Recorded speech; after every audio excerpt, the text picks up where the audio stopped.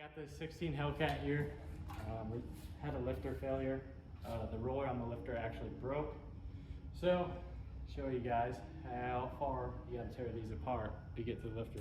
So obviously front bumper, radiator, sport radiator, all that's gotta come out. You can tilt these up. There's enough flex in the lines where you can pull all that stuff up. AC compressor is still on. Alternator did have to come off. This is the new cam that's already in it.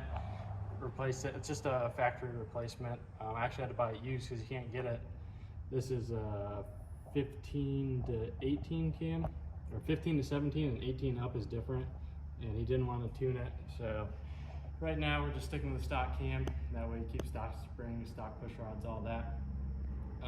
So I pulled the heads off of the manifolds. I think it's easier that way. It's pretty hard to get to the exhaust manifold bolts. The hardest part about this is actually just getting the wiring off of the valve covers on the outsides, and then the coil wires are kind of a pain. You just pull those clips back and push down on it, but I had to use a screwdriver to push onto the clip. It's because how tight it is, you can't really get into it. But go over here, show everything that came off. Just stick a pick, that's your chain tensioner for your cam chain. Stick a pick in there, but you gotta push it back, pry it back with something, and stick a pick, like a pick or pin or screw or anything you got laying around small enough to go in there, and then you can pull it all off. You gotta use Torx for the cam thrust plate. So that'd be this. Those are Torx, I think they're 27s. Yeah, so there's that stuff. All this got to come off. Supercharger, it's very heavy. It's a lot heavier than I thought it would be. You can see it, how I took the heads off. So here's our camshaft. You can see how it was riding. So it was staying in the lifter trays. It didn't spin or anything, luckily. You can see how it cut that groove into it. And then there's our roller. I had to fish that out of the oil pan. And if you broke a roller and you're wondering, there's 12 rollers in a lifter. So here's another piece of that. But I split it right in half, and then these pieces fragmented. But we went with Mopar replacement lifters. The rest of the stuff's coming. I just got the cam in today. So that should be it for now. Not exactly sure where we left off with the other part of the video. It's been a couple days. So I got the Mopar intake gaskets. They're aluminum with the silicone ring around them, as you can see.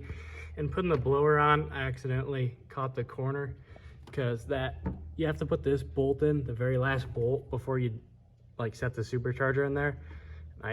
You kind of fiddle with that, and I was trying to He-Man it in there by myself instead of using the cherry picker. So I did that, and then I kind of screwed myself over and I bent it, as you can see. That's after I bent it back, it bent that corner down in there. So I went on HHP and I got their Kinetic gaskets. They're 40 bucks. Those are 170, so I just threw away 170 bucks. I don't know if anybody else other than HHP has them. I'm a dealer for them, so that's why I go through them.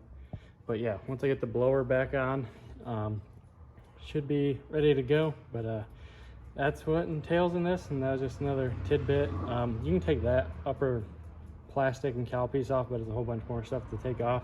So I'm just gonna leave that bolt in again and hope for a better turnout this time. But thanks for watching. If you have any questions on what you gotta do, what's involved in this cam swap on a Hellcat, comment down below and I'll get back to you. We got this Hellcat all back together.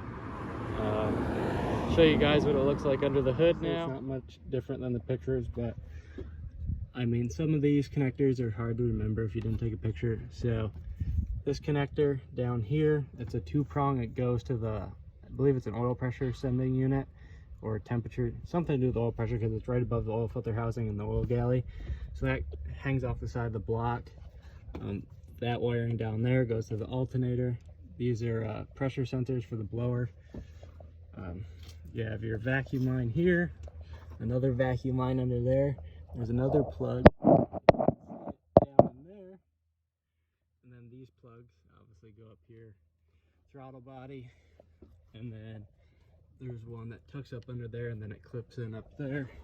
And then there's 2 on the back of the blower, back in there, just in case you forgot where those go. But yeah, it's all back together, runs great. Thanks for watching. Have any questions? Shoot a comment to me.